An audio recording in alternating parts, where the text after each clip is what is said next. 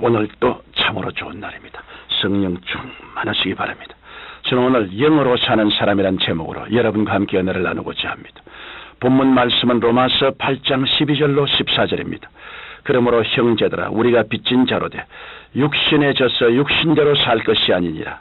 너희가 육신대로 살면 반드시 죽을 것이로되 영으로서 몸의 행실을 죽이면 살리니 무릇 하나님의 영으로 인도함을 받는 그들은 곧 하나님의 아들이라. 모든 신자들은 하나님께 영광을 돌리며 살기를 간절히 원하고 있습니다. 그리고 성령으로 말미암아 생명이 충만하고 평안이 넘치기를 원하고 있습니다. 그러나 마음의 소원과 현실에는 현격한 차이가 있기 때문에 고뇌와 괴로움을 겪게 됩니다. 왜냐하면 우리가 하나님께 영광 돌리는 생활을 하지 못하고 끊임없이 죄를 짓고 시험에 빠져 고통당하며 사는 일이 많기 때문입니다. 그러면 우리는 어떻게 해야 날마다 승리하는 생활을 할 수 있을까요? 먼저 자신을 잘 알고 있어야 합니다. 나는 어떠한 존재인가? 나의 신앙생활에 무엇이 걸림돌이 되는가 하는 사실들을 분명히 알고 해결을 해나가면 우리는 계속 올라가는 신앙생활을 해나갈 수 있습니다. 성경에서 말하는 인간은 세 가지 유형으로 나눌 수 있습니다. 첫 번째 유형은 육체를 따라 사는 사람입니다. 인간의 육체는 아담의 원죄로 말미암아 타락한 속성을 가지고 있습니다. 따라서 우리가 타락한 육신을 따라 살면 우리의 신앙생활은 낭패와 실망을 당하고 맙니다. 육체의 일은 하나님을 인정치 않는 것을 뜻합니다. 성경은 갈라디아서 5장 19절로 21절에서 육체의 일에 관하여 다음과 같이 분명하게 지적하고 있습니다. 육체의 일은 현저하니 곧 음행과 더러운 것과 호색과 우상 숭배와 술수와 원수를 맺는 것과 분쟁과 시기와 분냄과 당진 것과 불리함과 이단과 투기와 술취함과 방탐과 또 그와 같은 것들이라. 전에 너희에게 경계한 것 같이 경계하노니 이런 일을 하는 자들은 하나님의 나라를 유업으로 받지 못할 것이요. 성령께서는 이와 같이 육체의 일을 소상하게 보여주시므로 우리가 육체의 일에 포로가 되지 않도록 경고하고 계십니다.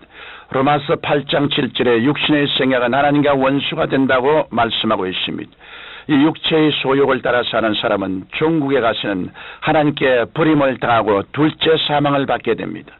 육체로 죽는 것은 첫째 사망이요 영원히 버림받아 불과 유황으로 타는 못에 참여하는 것이 둘째 사망입니다.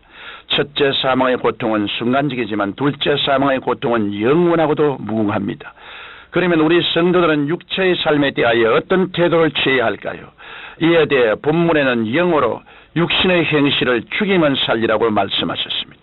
육신의 행실은 미화시킬 수도 다스릴 수도 없습니다.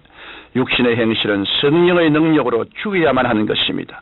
이러므로 우리는 우리의 생활 속에서 음행과 더러움과 호색과 우상 숭배와 술수와 이단과 원수 맺는 것 등의 모든 육체의 일을 주 예수님의 이름으로 단호하게 물리쳐야 합니다. 이렇게 하는 것만이 여러분과 제가 사는 길입니다. 마귀는 언제나 이 육체의 삶을 통해 우리를 유혹합니다. 유혹은 처음에는 달콤한 것 같지만 종국에는 무서운 파괴를 일으키는 쓰디쓴 것이 되고 맙니다. 이 유혹은 개인과 가정을 파괴시키고 사회와 국가를 파괴시킵니다. 이러므로 우리는 육체의 일을 단호하게 멸해야 하는 것입니다. 두 번째 유형은 혼으로 사는 사람입니다. 혼으로 사는 사람은 인간의 경험과 지성을 바탕으로 인본주의로 사는 사람입니다.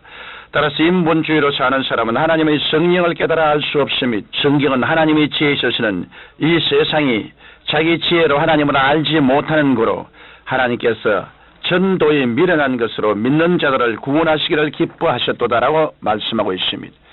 소경의 색깔을 알 수 없고 청력을 상실한 사람이 아름다운 음악을 들을 수 없는 것처럼 혼으로 사는 사람은 하나님의 역사를 도무지 알 수 없는 것입니다. 성경은 창세기부터 요한계시록까지 아무리 읽어도 닫힌 책이 되어 깨달을 수 없는 것입니다. 이러므로 혼으로 사는 사람에게는 예수님의 십자가가 어리석게 보입니다. 혼으로 사는 사람은 창조주 하나님을 알 수 없고 자기 자신도 알 수 없습니다. 저는 교통사고로 기억력을 상실하는 미국 처녀의 이야기를 들은 적이 있습니다. 교통사고로 기억력을 잃어 주위 사람들이 신문 광고를 통해 그 부모를 찾아주려고 했답니다. 광고를 보고 달려온 부모를 알아보지 못한 처녀는 모르는 사람을 따라갈 수 없다며 부모를 거부했다는 것입니다. 이처럼 인간이 자신의 창조주 되시며 아버지 되시는 하나님을 알지 못하면 그 근원과 존재의 의미를 상실합니다. 인간의 지식과 과학을 아무리 발달시켜 꽃피었다 할지라도 자기를 잃어버린 상태로 살고 있으니 어떻게 행복된 삶을 살 수 있겠습니까? 그런데 오늘날 혼으로 기울어진 기독교인들이 많이 있습니다. 이런 이들은 인간의 지혜와 지식을 성경 위에 둡니다. 그래서 인간의 역사나 고고학이나 철학이나 과학을 가지고 성경을 고등 비평합니다. 이들은 자기를 하나님보다 높은 위치에 올려놓고 성경에 나타난 하나님의 기적은 신화나 과거에 있었던 역사적 사건으로 돌려버립니다. 이런 사람은 영으로 사는 기독교인이 아니라 혼으로 사는 종교인이요, 성령의 역사를 체험하지 못한 형식적인 사람입니다. 그러므로 살았다나 죽은 자들입니다. 성령님과 동행하지 않는 기독교인은 기독교인이라는 이름을 가진 종교인에 불과할 뿐입니다. 이런 사람은 하늘나라를 알 수가 없고 장차 신랑으로 오실 예수님을 맞을 수 없는 것입니다. 세 번째 유형의 사람은 영으로 사는 사람입니다. 영으로 사는 사람은 말씀과 성령으로 사는 사람입니다. 육신의 정욕을 따라 살지 아니하고 혼을 굴복시키는 사람입니다.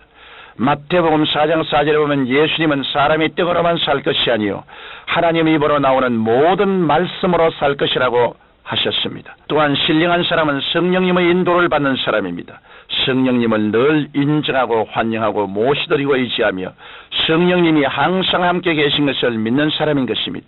이러므로 영으로 사는 사람인 우리는 성령께서 내게 무엇을 말씀하시는가 그에 주의하고 항상 기도함으로 성령님의 음성에 귀를 기울여야 합니다. 성령님의 음성을 듣는 사람은 마귀의 올무에 걸려들지 않습니다. 그 때문에 요한계시록에 보면 귀 있는 자는 성령이 교회들에게 하시는 말씀을 들을지어다라고 곳곳마다 말씀하고 있는 것입니다. 그리고 영으로 사는 사람은 하나님 중심으로 사는 사람입니다. 무슨 일을 하든지 하나님의 뜻을 먼저 생각합니다. 세상의 부귀영화나 그 어떤 것도 다 일시적이고 우리가 영원히 살 곳은 오직 하나님 품뿐입니다. 그러므로 우리는 하나님 섬기는 일은 본업으로 삼고 이 세상 삶은 부업으로 생각하며 살아가야 하는 것입니다. 사랑하는 성도 여러분, 우리는 감각으로 사는 육체의 종이 되지도 말며 지성과 이성에 끌려다니는 혼의 노예도 되지 말아야 합니다.